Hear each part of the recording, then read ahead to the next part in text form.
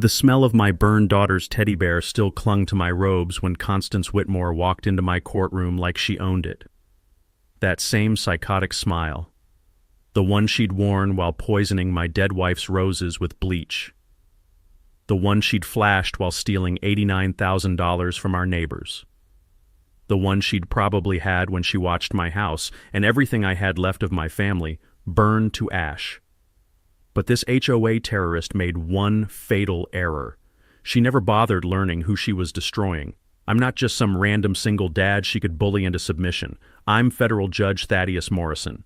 And she just committed arson against the one man in this district with the legal power to annihilate her existence. 18 months of psychological warfare. One moment of beautiful reckoning. She thought burning my house would silence me. Instead, she just handed me the match to torch her entire criminal empire. What would you do with this power? Comment your revenge strategy below. But let me back up and tell you how a respected federal prosecutor ended up watching his neighborhood terrorist face federal charges.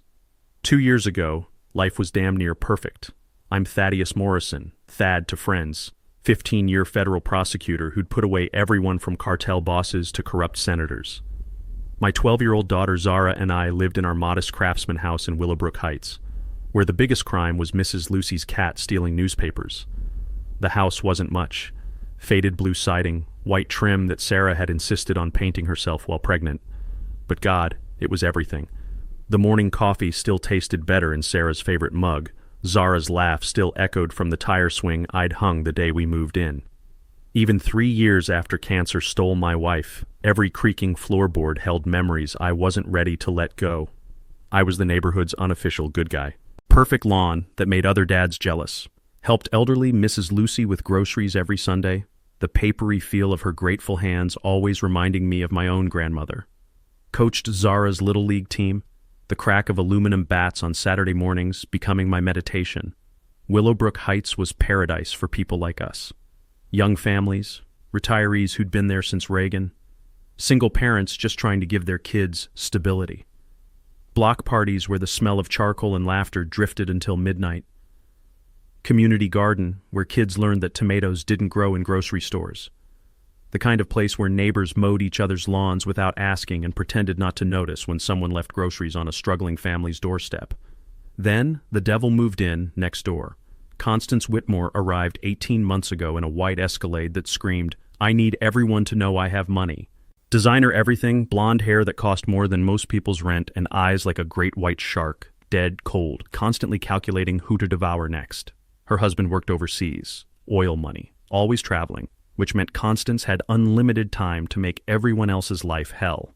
Within 72 hours, she'd printed business cards calling herself HOA Compliance Coordinator, a title that existed nowhere in our neighborhood's practically non-existent housing agreement. See, Willowbrook Heights technically had an HOA, but it was deader than disco. Formed in 1987, never properly incorporated, hadn't held a meeting since Bush Sr. was in office. We liked it that way. Live and let live, help when needed, mind your own damn business. But Constance saw opportunity like a vulture spots roadkill.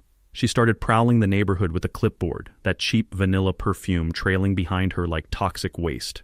Taking photos, measuring lawns, interrogating neighbors about property values and aesthetic standards. The click-clack of her designer heels on concrete became the soundtrack of impending doom. Her first target? My mailbox. Vintage cast iron, hand-painted numbers that Sarah had done during one of her nesting phases. 15 years of Michigan weather had given it character. Some rust, chipped paint, but solid as my marriage vows. It was one of the last things Sarah had touched before Zara was born. Constance declared it non-compliant with neighborhood standards and demanded I replace it within 48 hours or face $50 daily fines. I'm a federal prosecutor. I smell bullshit from 3 counties away. Quick County record search revealed exactly what I suspected. Our HOA had zero legal authority to enforce anything. Better yet, federal employees have specific protections against discriminatory housing enforcement under USC Title 42. HOA harassment of federal employees isn't just annoying, it's a federal civil rights violation punishable by serious jail time. I drafted a polite but firm letter explaining why Constance could take her fake fines and shove them where her fake smile couldn't reach. That letter should have ended everything. Instead, it started a war that would cost me everything I loved and nearly destroy an entire neighborhood. Because I'd just made the fatal mistake of thinking I was dealing with a rational human being. Constance's response to my legal letter arrived exactly 72 hours later, and it wasn't what I expected. She didn't back down. She declared war. At 6 a.m. on a Tuesday, I woke to the sound of my sprinkler system running full blast. Weird since I'd winterized the damn thing weeks ago. I stumbled outside in my bathrobe, coffee steam rising in the cold morning air, expecting a broken valve or maybe some neighborhood kid's prank. What I found was Constance standing in Sarah's memorial rose garden with a spray bottle, systematically murdering every bush my dead wife had planted. "Morning, Thad," she chirped, like committing botanical genocide was as normal as checking the mail. "Just helping with your little pest problem." The chemical smell hit me like a punch to the gut, sharp, acrid industrial strength. Then I saw the label on her spray bottle, herbicide, the kind that could kill a redwood tree, let alone Sarah's delicate climbing roses. "What the hell are you doing?" "Well, since you clearly can't maintain your property to neighborhood standards, I'm solving the bee problem these roses create." That shark smile stretched wider. "We can't have dangerous insects threatening our children, can we?" My hands started trembling, and it wasn't from the October cold. Those roses weren't just plants. They were Sarah's heartbeat still pulsing in our yard. Deep red climbers she'd babied through brutal Michigan winters, talking to them like beloved pets, pruning them with her grandmother's antique scissors. The week before cancer took her, Sarah had gripped my hand with what little strength she had left and made me swear to keep them alive. "There's no bee problem," I managed through clenched teeth. "Oh, but there is. Mrs. Peterson's granddaughter is severely allergic. One sting could kill her." Constance kept spraying, each pump of that bottle like watching Sarah die all over again. "I've documented 17 bee incidents just this month, filed a formal complaint with County Health. Pure fiction. Mrs. Peterson was 87, lived alone and hadn't had visitors in years, but I was learning that truth meant nothing to a sociopath drunk on imaginary power." "Stop. You're trespassing and destroying private property. Leave now or I'm calling police." Constance's laugh could have shattered glass. "Oh, honey, you really don't understand how this works. I'm protecting our community from your negligence." She finished executing Sarah's roses, packed up her chemical warfare kit, and strolled back to her sterile lawn like she'd just delivered homemade cookies to a sick neighbor. That night, watching Sarah's roses curl and blacken in the moonlight, I made my first strategic move in what would become an 18-month war with pure evil. I called in sick and spent the entire next day installing a comprehensive security system. 6 cameras, motion sensors, night vision, cloud backup, every angle covered. Years of prosecuting criminals had taught me that predators like Constance always escalate. And I'd learned from federal cases that residential surveillance laws generally protect homeowners recording anything visible from their own property, especially when documenting ongoing crimes.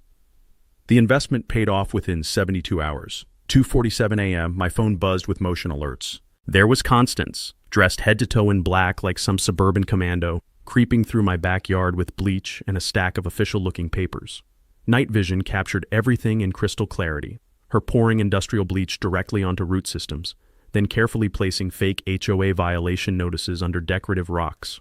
The forged documents were masterpieces of suburban fraud, complete with fake neighbor signatures complaining about safety hazards and property degradation, plus entirely fictional meeting minutes claiming the neighborhood had voted for emergency landscaping enforcement. But Constance made one fatal error. She'd forged Mrs. Lucy's signature. Mrs. Lucy, whose arthritic hands could barely grip a coffee cup. Mrs. Lucy, who couldn't write English beyond her own name. Mrs. Lucy, who'd been warning me for months that our new neighbor radiated very bad energy. I had everything any prosecutor dreams of: video evidence, expert testimony potential, clear criminal intent, trespassing, destruction of property, fraud, forgery. A slam dunk case that should have ended her reign of terror immediately. So the next morning I marched into the police station with my meticulously organized evidence folder and filed formal charges with Sergeant Rick Bellows. That's when I discovered just how far Constance's infection had spread. "Look, Mr. Morrison," Bellows said, sliding my unopened evidence folder back across his desk like it contained anthrax. "Mrs. Whitmore's a pillar of our community. Church volunteer, school fundraiser, always helping neighbors. You sure you're not having some kind of adjustment issues since your wife passed?" The metallic taste of rage flooded my mouth. Adjustment issues? Grief makes people see threats that aren't there. Maybe you should talk to a counselor instead of harassing good people with paranoid conspiracy theories. That's when the horrible truth crystallized. Constance hadn't just targeted my roses, she'd already poisoned the entire system against me. 3 weeks after the Rose Garden massacre, Constance escalated to attacking my family directly. My sister Rebecca had driven 12 hours from Portland for Zara's birthday, the first time she'd visited since Sarah's funeral 3 years ago. Her beat-up Honda Civic looked like it had survived multiple apocalypses, but it ran, and more importantly, it meant Zara got to hear stories about her mom's legendary college pranks. Saturday night, we stayed up until midnight assembling Zara's birthday bike in the garage, the sharp smell of machine oil mixing with Rebecca's lavender perfume while she told stories that made Zara laugh until her sides hurt. Around 1 a.m., Rebecca parked her Civic in my driveway, exactly where every visitor had parked for 5 years. At 6:15 a.m., violent pounding on my door jolted me awake, followed by Zara's terrified screaming, "Daddy, there's a scary truck stealing Aunt Becca's car." I stumbled outside barefoot, pajamas twisted, to find a massive tow truck already winching Rebecca's Honda onto its flatbed. The driver, built like a linebacker with prison tattoos snaking up his forearms, barely glanced up from his paperwork. "Hey, what the hell do you think you're doing?" "Vehicle violation, buddy. No overnight guest parking." He shoved a grease-stained receipt at me. $93.50 to get it back. Cash only, no checks. Guest parking violation according to who? That's when Constance emerged from behind the tow truck, like a spider sensing trapped prey, pristine in designer athleisure despite the early hour, clipboard clutched like a weapon. "Morning, Thad. Terribly sorry about the confusion, but community standards must be maintained." She produced a glossy flyer with the flourish of a magician. New overnight guest parking restrictions became effective Friday. Hand-delivered notices to every responsible homeowner. I snatched the flyer, my hands shaking with rage. Professional printing, fake official seals, completely fabricated regulations claiming any vehicle parked overnight without proper residential designation would be removed. The most insane part? Rebecca's ancient Civic was classified as a commercial vehicle because of a small dent near the license plate. This is Rebecca's personal car. She's visiting family. Commercial-grade damage indicates business usage, Constance explained with the condescending patience of a sociopath addressing a mental patient. Plus, extended guest parking creates safety hazards and impacts property valuations for responsible neighbors. The tow truck's diesel engine growled as it prepared to steal my sister's only transportation. I noticed the company logo, Bellows Recovery Services. The metallic taste of recognition flooded my mouth. Bellows. Same name as Sergeant Rick Bellows, the corrupt cop who dismissed my evidence against this monster. "This is criminal harassment," I said, but Constance had already vanished back into her house of horrors, leaving me standing helpless in Superman pajamas while they literally stole my family's property. That afternoon, while Rebecca spent $80 on ride shares to retrieve her car from some industrial hellscape across town, I channeled 15 years of white-collar prosecution experience into investigating this corruption ring. The county clerk's office became my war room. Public records revealed the beautiful, ugly truth about our neighborhood's HOA authority. Willowbrook Heights had been loosely organized in 1987, but the incorporation paperwork was never properly filed. For 35 years, we'd operated on an honor system that worked perfectly because decent people don't abuse imaginary power. Then I discovered the real gold mine. Complaint records from the county courthouse. 47 formal violations filed in 18 months, every single one signed by Constance Whitmore. The pattern was sickeningly clear. She exclusively targeted single parents, elderly residents, and minorities. Anyone who looked vulnerable or unlikely to fight back. Cross-referencing property databases with business licenses revealed the final piece of this criminal puzzle. Bellows Recovery Services wasn't owned by Sergeant Rick Bellows. It belonged to his brother Richard, a career criminal with 2 fraud convictions and a suspended towing license. The conspiracy crystallized like poison in my mind. Constance identifies defenseless targets using fake HOA authority. Brother-in-law cop Rick dismisses all complaints. Other brother-in-law Richard runs the illegal towing operation, a perfect triangle of suburban extortion probably generating thousands monthly in stolen fees. But before I could expose this criminal enterprise, I needed ironclad evidence that would survive their inevitable attempts to destroy me.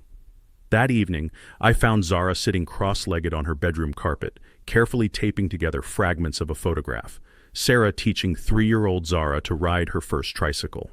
The picture had been in Rebecca's glove compartment. "The mean truck man dropped it when he was being rough," she whispered, tears streaming down her cheeks. "It broke into 6 pieces. but I can fix it if I'm really careful.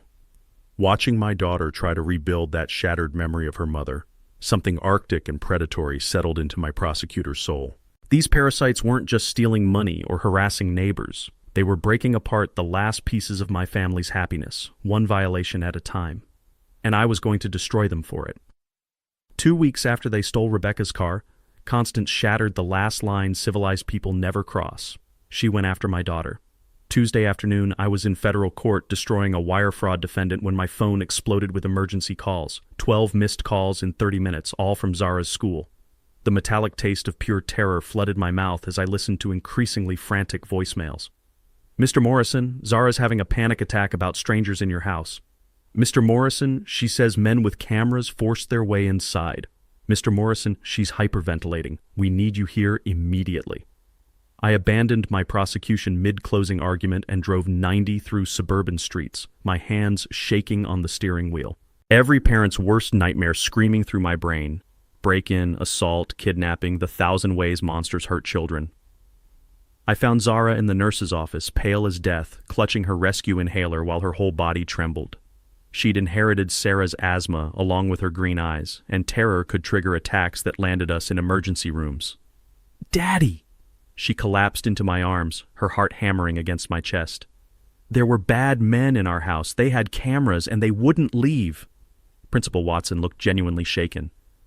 "Zara came home for lunch and found 2 men inside your house. They claimed to be conducting some kind of inspection, but when she asked for identification, her voice trailed off. What happened?" They told her little girls shouldn't question adult authority. Then they kept taking pictures while she begged them to stop. The rage that filled my veins felt different this time. Not hot and explosive, but arctic and calculating. These predators had terrorized my child in her own home, and someone was going to pay in blood. Did anyone call police? Of course. Officers said the inspection was legitimate. Anonymous safety complaints requiring immediate investigation. I drove Zara home, her small fingers crushing mine while she recounted every violation of our sanctuary. 2 men with professional cameras, clipboards, fake authority. They'd photographed everything, her bedroom, my home office, even inside our medicine cabinet. The house reeked of stale cigarettes and cheap aftershave, contaminated by strangers who touched our most private spaces. But in their arrogance, they'd left evidence. A business card behind our couch revealed the beautiful truth. Morrison Property Assessments LLC registered just that morning to a vacant lot address. The certified building inspector was actually Derek Whitmore, Constance's unemployed cousin, whose only construction experience involved 3 DUI arrests and a meth possession charge. The sheer audacity was breathtaking. She'd created a fake company using my own name to justify terrorizing my daughter. That night, while Zara slept in my bed because she was too traumatized to be alone, I filed an emergency restraining order. 18 months of documented harassment using fake authority to traumatize a child, criminal trespass with fraudulent credentials. Judge Patricia Hernandez, who'd known Sarah, granted it immediately. Constance was forbidden from approaching me, my daughter, or my property for 6 months. Violation meant automatic arrest and federal charges. I felt victorious for exactly 14 hours. Wednesday morning, I woke to voices on my front porch. Through the window, I saw Constance chatting animatedly with 2 police officers, coffee cup in hand like they were discussing weekend barbecue plans. When she spotted me watching, she waved cheerfully and dabbed her eyes with a tissue. Sergeant Rick Bellows looked up from his notepad with the expression of a man watching his pension evaporate. "Mr. Morrison, we've got a situation. Mrs. Whitmore says you threatened her life yesterday, made some pretty specific threats about making her disappear permanently. The audacity literally stole my breath. That's impossible. I was in federal court all day, then at my daughter's school. Dozens of witnesses. Constance's performance deserved an Oscar. Trembling hands, tears on cue, voice breaking with perfect timing. I know grief makes people say terrible things, Thad, but when you told me you'd bury me so deep even God couldn't find the body, I had to protect myself. Check the restraining order I filed yesterday." "About that," Bellows interrupted with the enthusiasm of a man facing his own execution. "Mrs. Whitmore filed a counter-restraining order claiming you've been stalking her, taking pictures, following her to church, threatening her life. Judge signed it 2 hours ago." The legal bear trap snapped shut with surgical precision. 2 conflicting restraining orders, each claiming the other party was the dangerous aggressor. A he-said-she-said clusterfuck that would paralyze the courts for months while Constance continued destroying lives. But this time, her sociopathic cleverness had backfired spectacularly. Because filing false police reports against a federal prosecutor isn't just local corruption. It's a federal crime that carries 20 years in prison. And I was about to show her the difference between small-town bullying and federal justice. That night, while Zara slept fitfully beside me, I made a phone call that would change everything. Marcus, it's Thad Morrison. I need a favor. Marcus Webb had been my law school roommate before becoming the FBI's best financial crimes investigator. We'd stayed close over the years, bonding over bourbon and war stories about white-collar predators who thought they were too clever to get caught. Jesus, Thad, it's midnight. You better be calling because someone's dead. Not yet, but give me time. I explained the situation in prosecutor shorthand. 18 months of escalating harassment, fake HOA authority, criminal trespass, terrorizing my daughter. I need you to run a deep financial background on Constance Whitmore. Something's not adding up about her motivation. You think this is about money? It's always about money, Marcus. Always. 48 hours later, Marcus called back with information that made my blood run cold. Your suburban terrorist is drowning in debt, buddy. We're talking catastrophic financial collapse. The numbers painted a picture of spectacular greed and stupidity. Constance owed $89,000 in back taxes on a rental property she'd bought with fraudulent income documentation.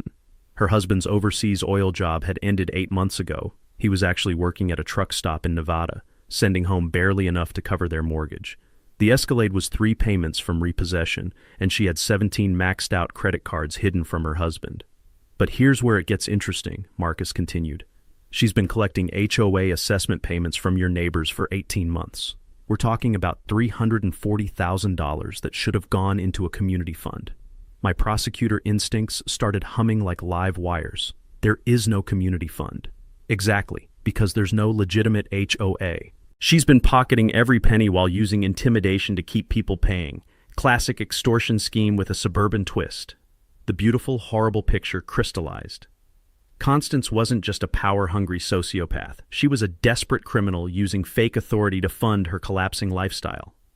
Every illegal fine, every fabricated violation, every intimidation tactic was designed to steal money from neighbors too scared or confused to fight back. How many families has she targeted? 23 households paid illegal assessments. Another dozen got hit with violation fines ranging from $50 to $500. She's particularly vicious toward minorities and single parents, anyone who might not understand their rights or have resources to fight. I thought about Mrs. Lucy, who'd mentioned paying neighborhood fees she couldn't afford. Marcus, the young dad who'd seemed nervous whenever Constance appeared. How many families had been quietly terrorized into poverty by this suburban predator? There's more, Marcus said. Federal mail fraud charges are slam dunk. She used postal service to deliver fake HOA notices demanding payment, wire fraud for electronic transfers, and if you can prove she targeted people based on race or family status, civil rights violations under the Fair Housing Act. 20-year federal sentences, Thad. This isn't small-town harassment anymore. This is organized crime with federal jurisdiction written all over it. For the first time in 18 months, I felt the cold satisfaction of a predator about to become prey. Constance had made the fatal mistake that destroys every criminal eventually. She'd gotten greedy enough to commit federal crimes while targeting a federal prosecutor. But I needed ironclad evidence before making my move. One mistake, one procedural error, and she'd walk free while portraying herself as the victim of prosecutorial abuse. I need surveillance, financial records, victim statements. Can you get me a federal task force? For a case this clean? Hell yes. Give me a week to coordinate with the U.S. Attorney's Office. We'll take this bitch down so hard she'll bounce. I hung up feeling something I hadn't experienced since Sarah's death. Hope. Not just for justice, but for the satisfaction of watching a predator realize she'd been hunting the wrong prey all along. The hunter was about to become the hunted, and I was going to enjoy every second of her destruction. The next morning, I called in every favor I'd accumulated in 15 years of federal prosecution. This wasn't just about justice anymore. This was about surgical precision in dismantling a criminal enterprise that had terrorized an entire neighborhood. My first call went to Special Agent Rebecca Torres at the FBI's Economic Crimes Unit. Torres specialized in housing fraud and had a particular hatred for predators who targeted vulnerable families. When I explained Constance's operation, her response was immediate and profane. Federal employees being targeted for housing harassment, mail fraud using fake HOA authority? Jesus Christ, Thad, this is a prosecutor's wet dream. I can have a task force assembled by Thursday. Next, I contacted Sarah Lucy at the IRS Criminal Investigation Division. Sarah, no relation to my late wife, but equally relentless when pursuing tax evaders, practically purred when I described Constance's unreported income from illegal assessments. $89,000 in undeclared revenue plus tax evasion on rental property? We're talking felony charges with mandatory minimums. I'll have forensic accountants crawling through her finances by Monday. But the most important call went to Maria Santos at the Justice Department's Civil Rights Division. Maria had spent her career prosecuting housing discrimination cases, and when I outlined Constance's targeting patterns, minorities, single parents, federal employees, her voice turned Arctic. Fair Housing Act violations with a pattern of discriminatory enforcement, that's my specialty. If we can prove systematic targeting based on protected characteristics, we're looking at hate crime enhancements. 25 to life, no parole.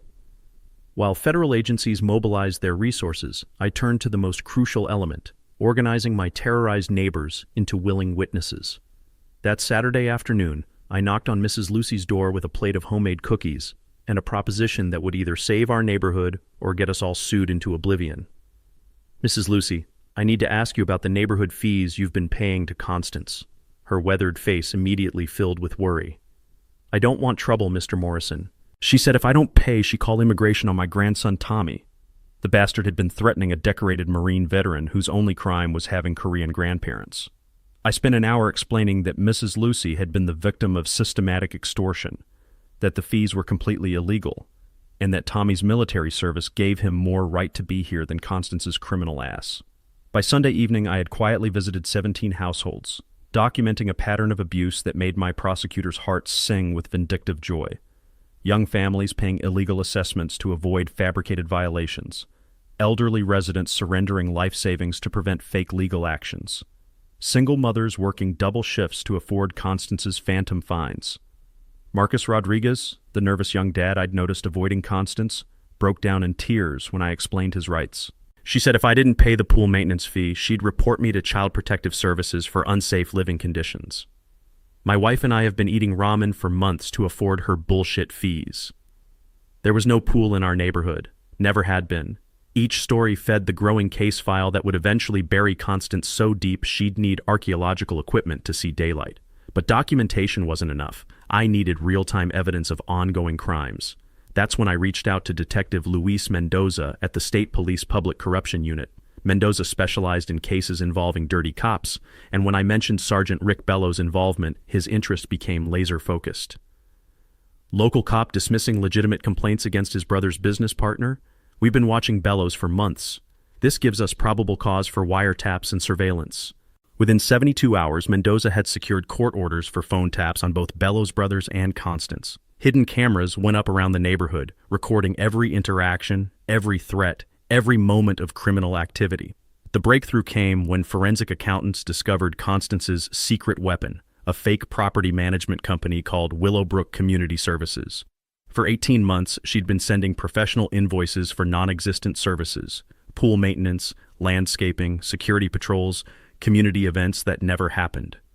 The invoices looked legitimate enough to fool busy homeowners who assumed someone else was handling neighborhood affairs. But the most damning evidence came from her own greed. Text messages between Constance and Derek revealed her entire strategy. Target the single parents and old people first. They're too scared or stupid to fight back. Once we've trained the neighborhood to pay, we can hit everyone else. Digital forensics also uncovered her research on my family. She'd spent hours online learning about Sarah's death, Zara's medical issues, my court schedule, gathering personal ammunition to maximize psychological damage. One particularly chilling browser search read, "How to make federal prosecutor look unstable custody hearing." She hadn't just been harassing us randomly. She'd been conducting psychological warfare with surgical precision, designed to destroy my career and steal my daughter.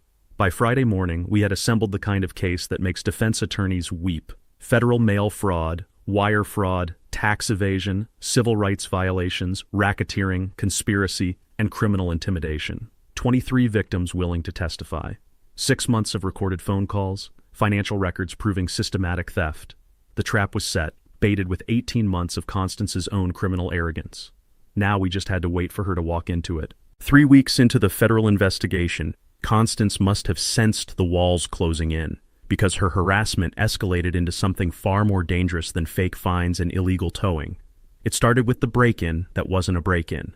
I came home from court on a Thursday evening to find my front door slightly ajar, the bitter smell of cigarette smoke drifting from inside. Every prosecutor instinct screamed danger as I pulled Zara behind me and called for backup before entering. The house looked like a hurricane had hit it. Drawers dumped, papers scattered, furniture overturned. But this wasn't a robbery. Nothing valuable was missing. Instead, someone had been searching for something specific, leaving behind a calling card that made my blood freeze. On my kitchen table sat a manila envelope marked "Evidence of Judicial Misconduct," filled with fabricated documents that would have impressed any federal forger. Fake bank statements showing mysterious deposits. Doctored emails suggesting I'd taken bribes in previous cases.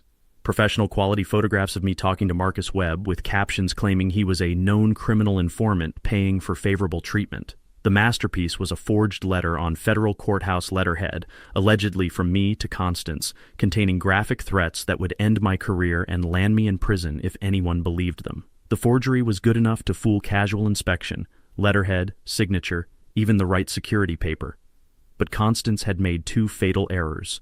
First, the letter was dated for a day when I'd been in Washington, D.C. testifying before Congress, easily verified by C-SPAN footage and hotel records. Second, she'd used phrases no federal prosecutor would ever write, legal terminology that revealed the author's complete ignorance of actual court procedures. More importantly, FBI surveillance had recorded Derek Whitmore breaking into my house while Constance directed the operation from her car, smoking cigarettes and coaching him through a Bluetooth earpiece. "Plant the envelope on the kitchen table where they'll definitely find it," her voice crackled through federal recording equipment. "Make sure you get fingerprints on everything, so it looks like he was trying to hide evidence." The irony was beautiful. While committing federal breaking and entering to frame me for crimes I didn't commit, she was creating ironclad evidence of crimes she actually was committing. But the frame-up attempt was just foreplay for what came next. Friday morning, local news ran a story that made my stomach drop into my shoes. Federal judge under investigation for corruption. Someone had leaked the fabricated evidence to Channel 7, complete with anonymous quotes from concerned neighbors, describing my erratic behavior and suspicious activities.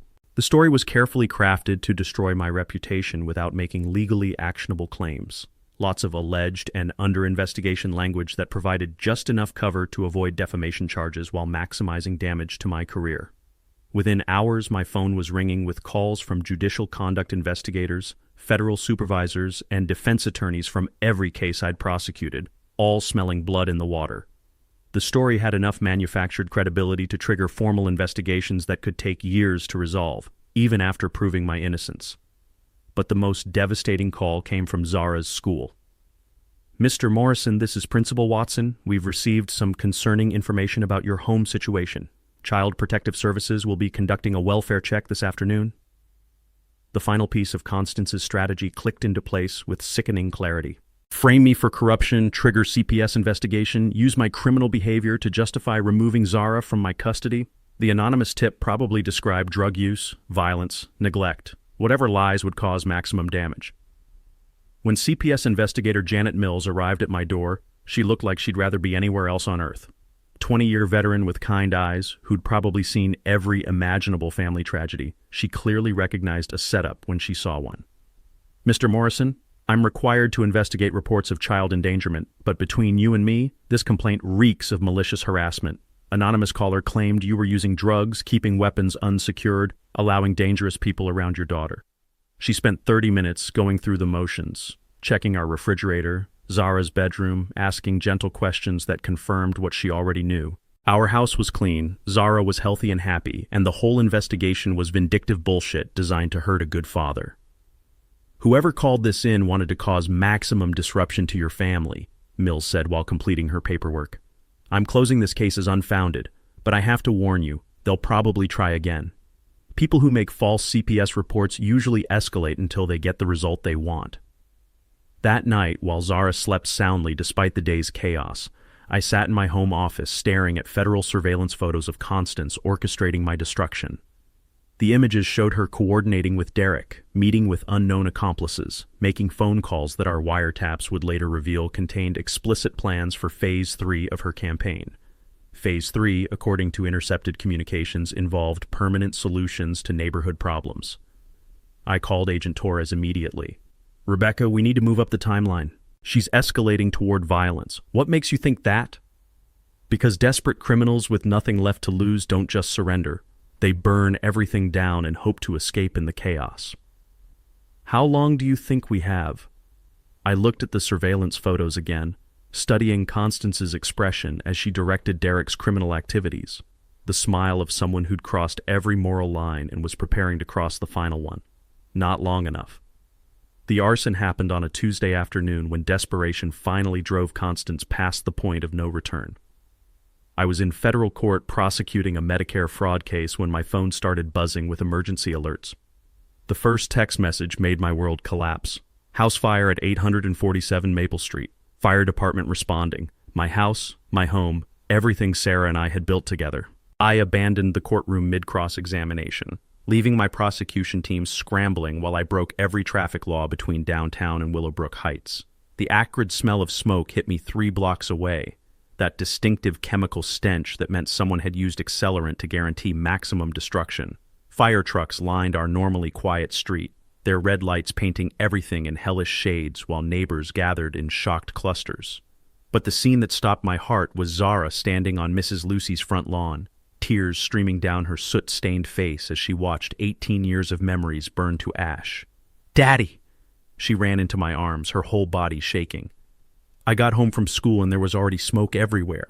Mrs. Lucy made me stay at her house and call 911. Fire Marshal Davidson met me at the police tape, his expression grim as he delivered the news every homeowner dreads. "Started in the basement, spread fast through the first floor. We managed to contain it before it reached the second story, but..." He didn't need to finish. The house was gutted. "Any idea what caused it?" Davidson's 20-year veteran eyes held no illusions about accidental fires. "Accelerant pattern suggests arson. ATF's been called in due to your federal employment status. This gets treated as potential domestic terrorism until proven otherwise." The next 6 hours blurred together in a nightmare of investigators, insurance adjusters, and the slow realization that we'd lost everything that mattered. Photo albums from Zara's childhood, Sarah's jewelry, the hand-painted furniture Sarah had spent months refinishing. Even the rebuilt Memorial Rose Garden was nothing but charred earth and melted metal. But Constance had made her final, fatal mistake. ATF Special Agent Monica Rodriguez arrived with a team of federal arson investigators who treated our home like a crime scene from CSI. Within 2 hours, they'd found clear evidence of professional accelerant placement, timer devices, and most damning of all, security footage from Mrs. Lucy's doorbell camera showing Derek Whitmore entering our house at 1:47 p.m. carrying a suspicious duffel bag. "Your neighbor's cousin isn't the brightest criminal we've seen," Rodriguez explained while showing me enhanced video footage. "Left fingerprints on the accelerant containers, dropped his driver's license in your basement, and was stupid enough to use his own credit card to buy timer devices at Home Depot yesterday." By 8 p.m., Derek was in federal custody, spilling everything to save himself from terrorism charges. The recording of his confession would have been comedy gold if it wasn't describing the destruction of my family's life. Constance said the judge was trying to destroy her with fake investigations, Derek whined to federal agents. She said if we burned his house down, he'd be too busy with insurance companies to keep harassing her. Plus, she promised me $10,000 from the neighborhood fees she'd been collecting. But the most damning evidence came from Constance's own phone, which federal wiretaps had been recording for weeks. Her conversation with Derek 3 hours before the fire was a prosecutor's dream of criminal stupidity. "Make sure you use enough accelerant to destroy everything," her voice crackled through FBI recording equipment. "Target the basement first, then the kitchen where he keeps all his legal files. I want 18 months of his work against me turned to ash. What if someone gets hurt? The kid's at school, he's at court, house should be empty. But even if someone gets hurt, they brought this on themselves by not minding their own business."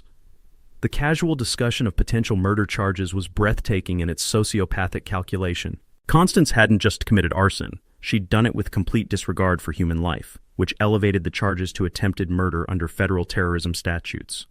Agent Torres arrived at the scene as Derek was being loaded into a federal transport van, his confession complete and devastating.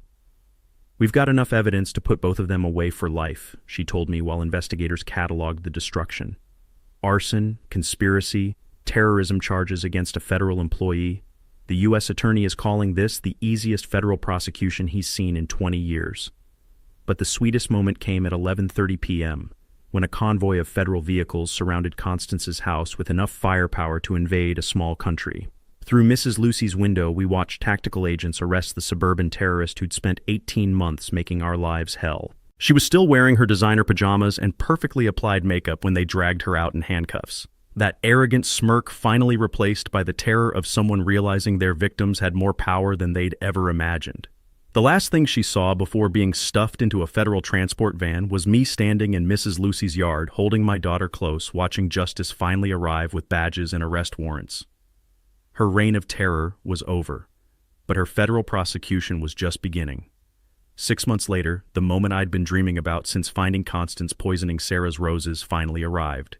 United States versus Constance Whitmore and Derek Whitmore, federal court, full media circus. I'd recused myself from the case, obviously, but visiting Judge Patricia Hernandez had no such conflicts. Hernandez was a legend. 20 years on the federal bench, zero tolerance for criminals who targeted families, and a particular hatred for housing discrimination cases that reminded her of her own childhood in segregated Texas. The courthouse steps were packed with news crews from 3 states. HOA Karen federal arson trial had become a national story, the perfect symbol of suburban tyranny meeting federal justice. Local reporters interviewed neighbors who'd suffered under Constance's reign of terror, while national networks explored the broader epidemic of HOA abuse across America. Inside, the courtroom gallery was standing room only. Mrs. Lucy sat in the front row, wearing her best dress and a satisfied smile that could power the building. Marcus Rodriguez held his wife's hand, both of them finally free from the financial terrorism that had nearly destroyed their young family. 23 families whose lives had been shattered by Constance's greed, all waiting to watch justice served with federal precision. But the moment that made 18 months of hell worthwhile came when bailiffs escorted Constance into the courtroom. Orange jumpsuit, shackles, hair unwashed, makeup gone, designer clothes replaced by federal prison attire. The arrogant suburban queen had been reduced to prisoner number 47891, and the transformation was beautiful to behold. She scanned the gallery with desperate eyes, looking for sympathetic faces among the crowd of neighbors she'd terrorized. Instead, she found only victims waiting for vindication and a handful of reporters documenting her downfall. When her gaze finally landed on me sitting in the gallery's second row, her face went white as courthouse marble. For 18 months, she'd seen me as just another target to be broken and discarded. Now she was staring at the federal prosecutor who'd orchestrated her destruction, and the reality of her situation finally penetrated her sociopathic delusions. Federal prosecutor Amanda Walsh had prepared a case that would be studied in law schools for decades. The evidence presentation took 3 days and felt like watching a masterclass in criminal stupidity. Phone recordings of Constance planning crimes, video footage of Derek committing arson, financial records showing systematic theft from 23 families, expert testimony about psychological terrorism and housing discrimination.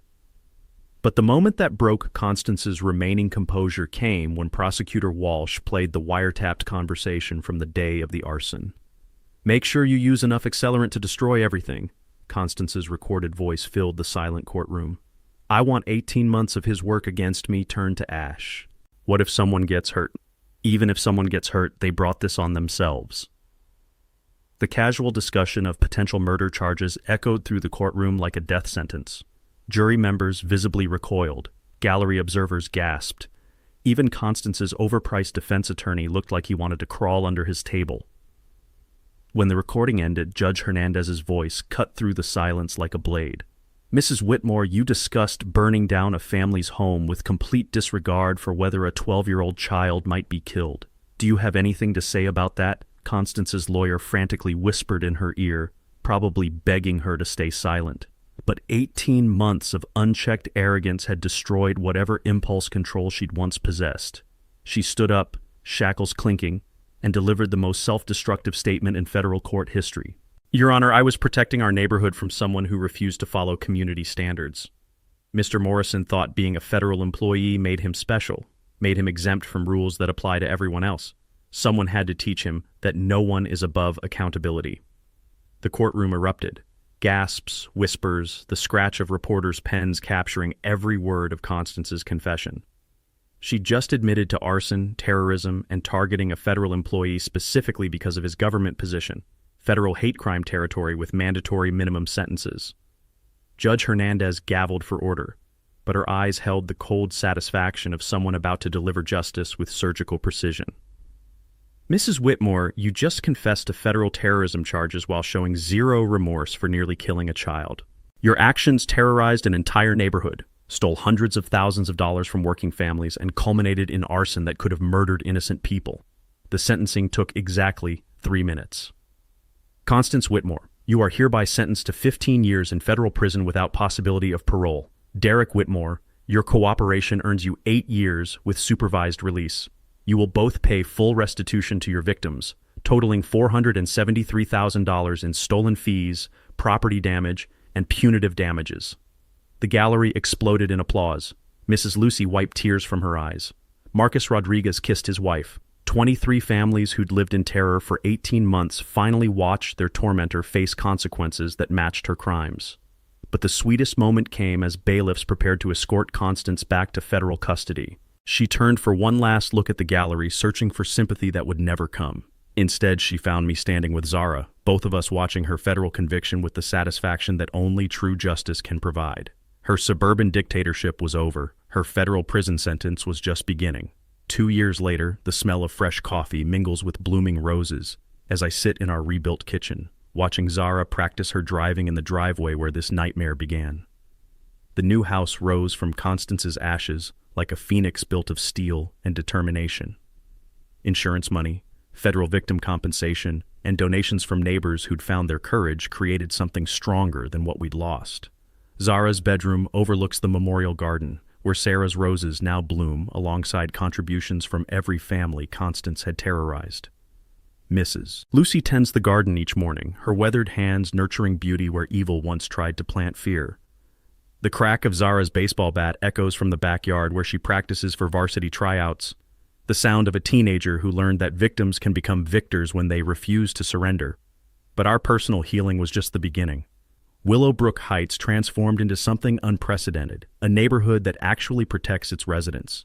Our legitimate HOA, formed 6 months after Constance's conviction, operates with bylaws written by constitutional lawyers and transparency that makes corruption impossible. Property values soared 40% as young families specifically sought homes in the community that fought back and won.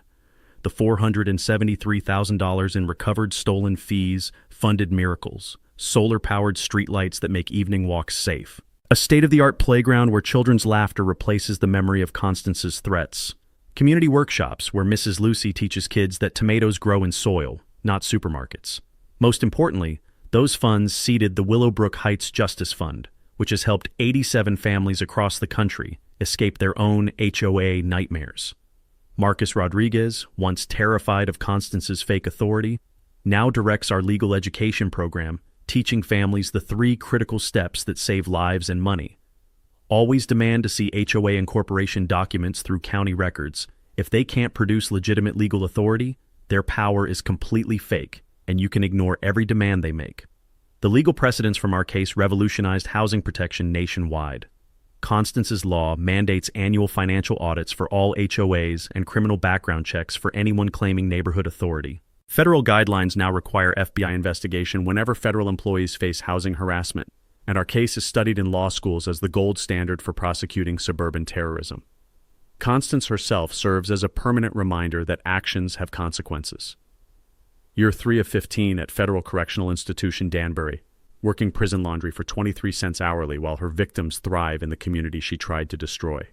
Recent reports suggest federal custody has taught her that entitled attitudes don't survive contact with hardened criminals who despise child-targeting predators.